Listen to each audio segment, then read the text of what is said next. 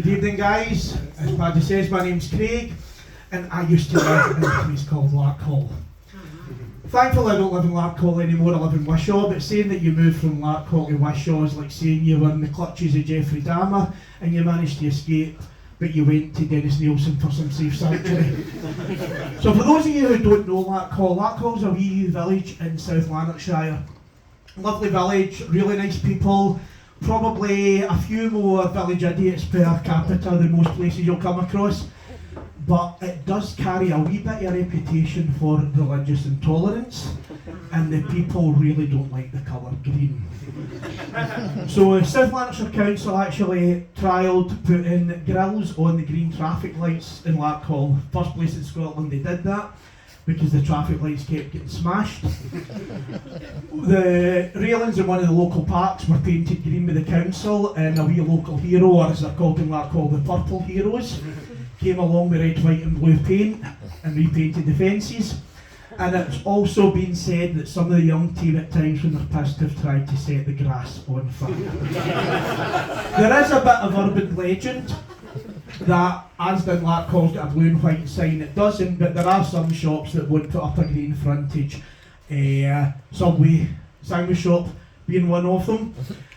So I lived in Larkhall and the main street, it was above a Costa Coffee. The main street in Larkhall is called Union Street, so only in fucking Larkhall would you have a main street called Union Street. And it was above Costa Coffee, but if you go back 13 years ago, it was a Chinese restaurant, and that restaurant was called the Mandarin Walk. So why the fuck did the wee guy who owned it just didn't call it the Orange Walk and be done with it, no pickles? So then I thought, what other businesses could you have where you could use a wee bit of religious bigotry there, get good custom in a place like Larkhall, but you wouldn't offend the SNP's Hurty Words bill. So I thought, if the Chinese is the Mandarin Walk, could the Indian be the Chili Boys? We could have John Terry, former England captain, could invest in a cladding company, that would be Terry's Walls. A brow bar for the ladies, the Lash My Mother Wore. Or a wee bespoke underwear shop, a wee compartment to hide your illicit substances, and that could be Tuck the Dope. So the owner was a wee guy called Samsung. Now he probably didn't want to call it the Orange Walk in case he get his windows panned in. His windows suffered the same fate as the green traffic lights. However, it did get vandalised because after 2 weeks the sign was stolen. A big stainless steel sign, 8 foot by 4 foot. His sign was stolen, so wee Sam was in bits. Samsung. So Sam thought, well, maybe another business had stole it for themselves, but like half the men in Larkhall, that one doesn't work. Because only a business called the Mandarin Walk would want a fucking sign that said the Mandarin Walk. It would look a wee bit stupid if it was in Scotch Mist Vape Shop or Ace of Fate's Turkish Barbers. The Joe Rogan crew, the conspiracy theorists, they were all over it. They thought it had actually been a byproduct of the war between North and South Korea. So Kim Jong-un had went to Xi Jinping and said, I need this Chinese Secret Service to steal some documentation from Samsung. But the wee intern in Pyongyang station who was typing it up made a typo, and instead of stealing from Samsung, they stole from Samsung instead.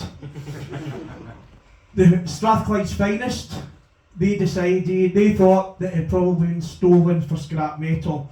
A couple of weeks before it, some lead had been stolen from the Catholic Church and from the Catholic primary school.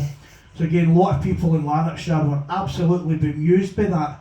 Who the fuck knew there was a chapel in a Catholic primary school in Larkhall?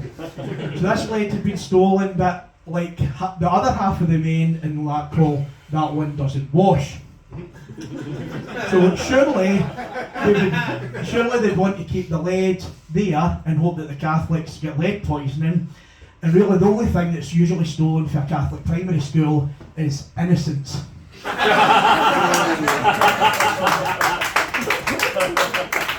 So anyway, I don't want to come over all Miss Marple. Well, in second thoughts I've probably had worse nights than that. But It wasn't stolen for Sam was wrong. It wasn't stolen for another business. It wasn't part of the war between North and South Korea, and it certainly wasn't stolen for lead and for scrap metal. I don't know who's got it, but I know exactly where it is. It'll be taking pride of place on a wall in the Keir Hardie Road between a 1997 autographed Peter Van Vossen framed Rangers away top. Anyway, it's time for me to sign off. Or did I do that 13 years ago in Union Street, Blackhall? Thanks very much, guys.